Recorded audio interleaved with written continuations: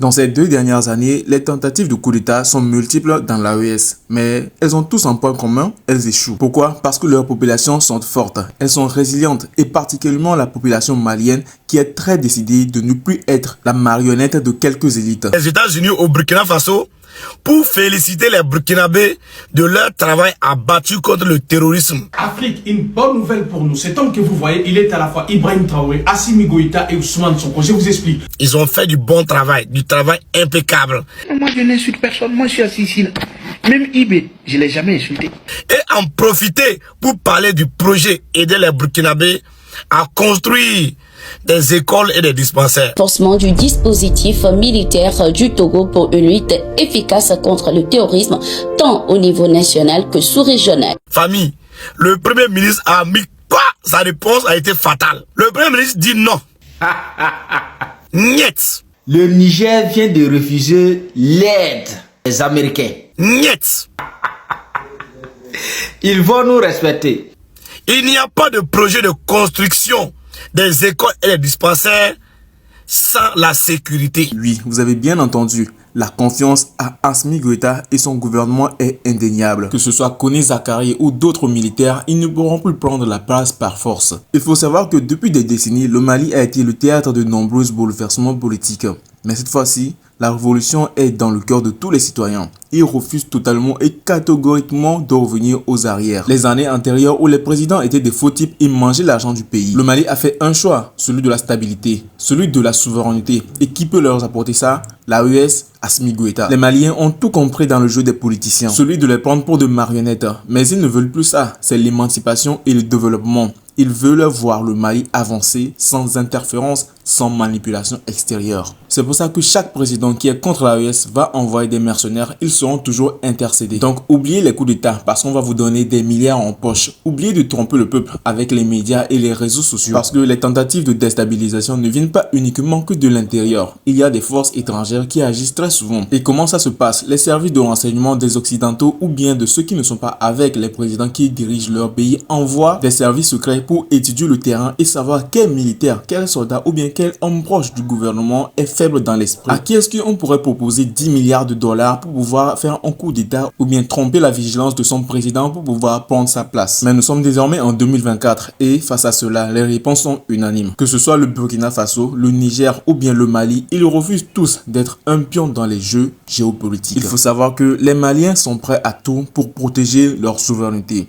Et c'est pourquoi il protège toujours Assimi Goïta. Et c'est la même chose pour le capitaine Ibrahim Traoré. Quand il demande un jour à la population burkinabèse de sortir dans les rues, vous allez voir une foule, une masse de personnes qui abondent dans les rues et il n'y a même plus de place pour rester. C'est ça qu'on appelle un président. Le peuple est derrière toi. C'est la voix du peuple, pour le peuple et par le peuple. Et souvent quand c'est comme ça, les enjeux sont bien plus élevés que ce que vous ne le pensez. Parce que c'est le peuple qui dirige. Si le peuple n'est pas d'accord, le président devra revoir sa décision sur le plan qu'il a adopté. Pourquoi? Parce que c'est le peuple qui dirige et il est obligé de l'écouter. Et c'est pour ça qu'à chaque fois qu'il y aura un coup d'État, ça va échouer. Oui, ce qui rend chaque tentative de coup d'État encore plus difficile, c'est la relation entre Assimi Goïta et le peuple malien. Ce n'est pas comme tous les autres présidents. Assimi Goïta ne dirige pas son pays depuis que les bureaux. Il est aussi sur le terrain avec son peuple. C'est là que se trouve sa véritable force. Il y a une relation directe qui... Maintenant, je vous donne les informations actuellement, ce qui se passe à Tenza.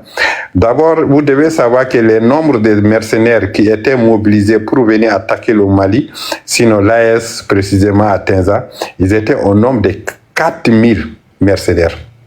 Les 4000 mercenaires, ceux qui ont été neutralisés, 279 Français, 37 Américains, Latino-Américains. Dans la journée, ils étaient à 179. Maintenant, les 28 quand ils ont essayé de sortir des grottes là matin, là, vous avez eu l'information qu'on a neutralisé 27. Les 27 là, 26 sont latino-américains, c'est un seul qui est italien dedans. Donc, ajoutez ça sur les 179 des latino-américains. Maintenant, italien, espagnol, portugais, britannique, tout réuni, ça fait 214. Ukraine, bon, soi-disant Ukraine, 337. Mercenaires, hein? Algérie, 719 soldats algériens neutralisés. Libye, 527 neutralisés. Mauritanie, 277 neutralisés. Côte d'Ivoire, 742 neutralisés. Ghana, 598 neutralisés. Nigeria, je précise. C'est pas Niger, c'est Nigeria.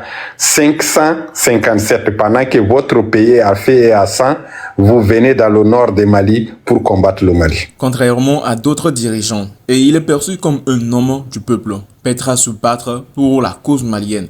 Et il a su gagner le respect non seulement de son armée, mais surtout de ses citoyens et même de d'autres citoyens dans d'autres pays, que ce soit de l'AES, le Burkina Faso, le Mali ou le Niger, ou soit d'autres pays qui sont extérieurs de l'AES comme le Togo, et admirent beaucoup les actions de ces présidents qui ont des valeurs propres de l'Afrique. Et c'est ce que ces autres pays qui sont hors de l'AES aimeraient avoir. Pourtant, il y a une différence entre eux, ils n'ont pas eu les mêmes histoires. Les différentes crises que le Mali a traversées ces dernières années ont forgé un pays plus fort. C'est la même chose pour le Burkina Faso et le Niger. Est-ce que d'autres pays pourront traverser ces crises? Parce que là, actuellement, les Maliens ne veulent plus être spectateurs. Ils sont devenus acteurs de leur propre destin. La vigilance est partout. À chaque tentative de coup, les réactions populaires et immédiates sortent et sont tous dans la rue. Ils s'impliquent dans les manifestations et sur les réseaux sociaux qui s'enflamment à chaque fois qu'il y a un nouveau ou une nouvelle tentative. Il n'est plus possible en 2024 de renverser un régime malien par la force en réalité. Le pays a changé depuis ces 2 dernières années et ses citoyens sont plus unis que jamais. Les détracteurs d'Assimi Goïta, qu'ils soient internes ou externes, doivent comprendre qu'un nouveau chapitre s'est ouvert pour le Mali. Les coups appartiennent désormais au passé. C'est pour ça qu'Assimi Goïta et souvent le président burkinabé envoient souvent des messages forts à leur population mais aussi à leurs détracteurs. Ils ne reculeront plus jamais. Le Mali est prêt à défendre ses intérêts. Le Burkina Faso est prêt à évoluer et le Niger est prêt à avancer. La population consciente des enjeux est prête aussi à soutenir ce gouvernement coûte que coûte. Donc à chaque fois qu'il y aura des tentatives, elles seront tous perçues comme une attaque contre la nation elle-même, contre la population. Et cela renforce encore la détermination du peuple. Regardez à quel point les Africains sont ignorants. Ça, c'est ce qui ça, c'est ceux qui ont été neutralisés. Maintenant, vous avez tous eu l'information hier, seulement on va donner précision. Sinon, je sais que vous tous, vous avez cette information en main. Les terroristes demandent une négociation. Ils ont contacté un président dont un pays est proche de Tenza. Vous comprenez de quel pays je parle déjà.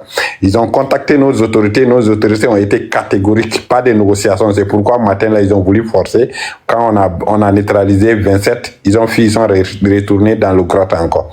Mais il n'y a pas une autre sortie. La seule sortie, là, c'est vers le Mali. Tous les autres sorties ont été bombardées et bouchées. Il n'y a pas moyen de sortir. Donc, ils veulent pas, ils vont sortir par là.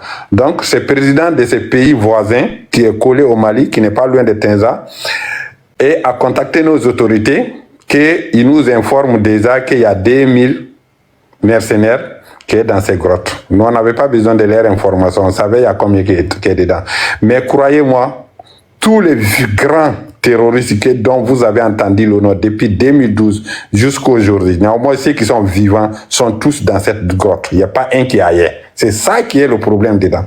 Dans les rues animées de Bamako, une seule voix résonne. Depuis l'arrivée d'Assimi Goïta au pouvoir, la population malienne s'est réveillée. Un sentiment de fierté nationale jamais vu auparavant. Les tentatives de déstabilisation par certains acteurs internes ou externes échouent une à une. Pourquoi ? Parce que le peuple malien en a assez de ces manœuvres de pouvoir dans l'ombre. La population s'est exprimée. Plus jamais un autre dirigeant imposé par des coups d'État. Le Mali veut avancer avec son propre leader, choisi par la voix populaire. Ces dernières années ont montré une transformation profonde. Les Maliens ne sont plus prêts à accepter que leur destin soit dicté par quelques élites ou forces étrangères. Les différentes tentatives de coups sont déjouées, non seulement par l'armée fidèle à Goïta, mais surtout par le refus du peuple. Ils veillent, ils surveillent, et à la moindre tentative de prise de pouvoir, la rue s'embrase. C'est ce qui rend ce pays si particulier aujourd'hui. Les Maliens sont devenus les gardiens de leur propre souveraineté. Le temps des coups d'État faciles est révolu. Les vieilles de méthode ne fonctionnent plus. La révolution est désormais dans le cœur de chaque Malien, prêt à défendre sa terre, ses valeurs et surtout son avenir. Dont un qui travaille pour le service de renseignement algérien, dont ils ont toujours nié qu'il n'est pas leur élément. Il est dans cette grotte. Voilà pourquoi le président de ce pays a contacté nos autorités. Nos autorités ont été catégoriques. On ne négocie pas avec les terroristes. Soit ils se rendent, soit on va les abattre, c'est tout. Maintenant, vu qu'Assimi ne répondait plus à les appels, après ils ont contacté Tiani, comme Tiani c'est un vieux, ils ont contacté Tiani. Tiani, voilà la réponse de Tiani. Mon cher président, avec tout le respect que je vous dois, je ne sais même pas pourquoi il a mis cher président, ou c'est le journaliste qui a écrit comme ça, je vous demande tout simplement de m'apporter un seul document où ton pays a une fois négocié avec les terroristes. Alors là, j'appellerai mon petit frère de négocier avec vous. Si vous n'êtes pas capable de me fournir un tel document, ne m'appelez plus pour cette négociation.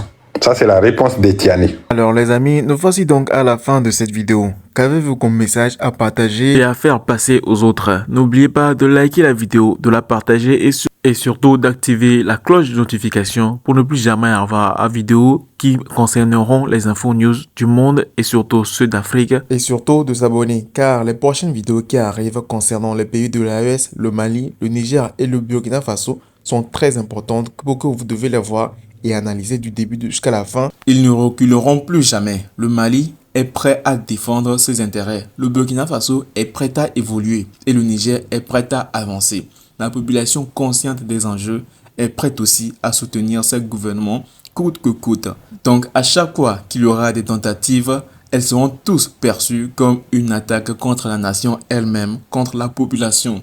Et cela renforce encore la détermination du peuple. Regardez à quel point les Africains sont ignorants. Ça, c'est ce qui c'est ceux qui ont été neutralisés. Maintenant, vous avez tous eu l'information hier, seulement on va donner précision. Sinon, je sais que vous tous, vous avez cette information en main. Les terroristes demandent une négociation. Ils ont contacté un président dont un pays est proche de Tenza. Vous comprenez de quel pays je parle déjà. Ils ont contacté nos autorités. Nos autorités ont été catégoriques. Pas de négociations. C'est pourquoi matin là, ils ont voulu forcer. Quand on a neutralisé 27, ils sont retournés dans le grotte encore. Mais il n'y a pas une autre sortie. La seule sortie là, c'est vers le Mali. Tous les autres sorties ont été bombardées et bouchées. Il n'y a pas moyen de sortir. Donc, ils veulent pas, ils vont sortir par là. Donc, ce président de ces pays voisins, qui est collé au Mali, qui n'est pas loin de Tenza, et a contacté nos autorités, qu'ils nous informent déjà qu'il y a 2000 mercenaires qui est dans ces grottes. Nous, on n'avait pas besoin de leur information. On savait il y a combien qui est dedans. Mais croyez-moi, tous les grands terroristes dont vous avez entendu le nom depuis 2012 jusqu'à aujourd'hui, néanmoins ceux qui sont vivants sont tous dans cette grotte. Il n'y a pas un qui est ailleurs. C'est ça qui est le problème dedans. Dans les rues animées de Bamako, une seule voix résonne. Depuis l'arrivée d'Assimi Goïta au pouvoir, la population malienne s'est réveillée. Un sentiment de fierté nationale jamais vu auparavant. Les tentatives de déstabilisation par certains acteurs internes ou externes échouent une à une. Pourquoi ? Parce que le peuple malien en a assez de ces manœuvres de pouvoir dans l'ombre. La population s'est exprimée. Plus jamais un autre dirigeant imposé par des coups d'État. Le Mali veut avancer avec son propre leader, choisi par la voix populaire. Ces dernières années ont montré une transformation profonde. Les Maliens ne sont plus prêts à accepter que leur destin soit dicté par quelques élites ou forces étrangères. Les différentes tentatives de coups sont déjouées, non seulement par l'armée fidèle à Goïta, mais surtout par le refus du peuple. Ils veillent, ils surveillent, et à la moindre tentative de prise de pouvoir, la rue s'embrase. C'est ce qui rend ce pays si particulier aujourd'hui. Les Maliens sont devenus les gardiens de leur propre souveraineté. Le temps des coups d'État faciles est révolu. Les vieilles méthodes ne fonctionnent plus. La révolution est désormais dans le cœur de chaque Malien, prêt à défendre sa terre, ses valeurs et surtout son avenir. Dont un qui travaille pour le service de renseignement algérien, dont ils ont toujours nié qu'il n'est pas leur élément. Il est dans cette grotte. Voilà pourquoi le président de ce pays a contacté nos autorités. Nos autorités ont été catégoriques. On ne négocie pas avec les terroristes. Soit ils se rendent, soit on va les abattre. C'est tout. Maintenant, vu qu'Assimi ne répondait plus à les appels, après ils ont contacté Tiani. Comme Tiani c'est un vieux, ils ont contacté Tiani. Tiani, voilà la réponse de Tiani. Mon cher président, avec tout le respect que je vous dois, je ne sais même pas pourquoi il a mis cher président, ou c'est le journaliste qui a écrit comme ça, je vous demande tout simplement de m'apporter un seul document où ton pays a une fois négocié avec les terroristes. alors là, j'appellerai mon petit frère de négocier avec vous. Si vous n'êtes pas capable de me fournir un tel document, ne m'appelez plus pour cette négociation. Ça, c'est la réponse de Tiani. Alors les amis, nous voici donc à la fin de cette vidéo. Qu'avez-vous comme message à partager et à faire passer aux autres? N'oubliez pas de liker la vidéo, de la partager et surtout d'activer la cloche de notification pour ne plus jamais avoir à vidéo qui concerneront les infos news du monde et surtout ceux d'Afrique. Et surtout de s'abonner car les prochaines vidéos qui arrivent concernant les pays de l'AES, le Mali, le Niger et le Burkina Faso sont très importantes pour que vous devez les voir et analyser du début jusqu'à la fin pour voir ce qui s'y passe. Alors chers abonnés, à la prochaine, ciao.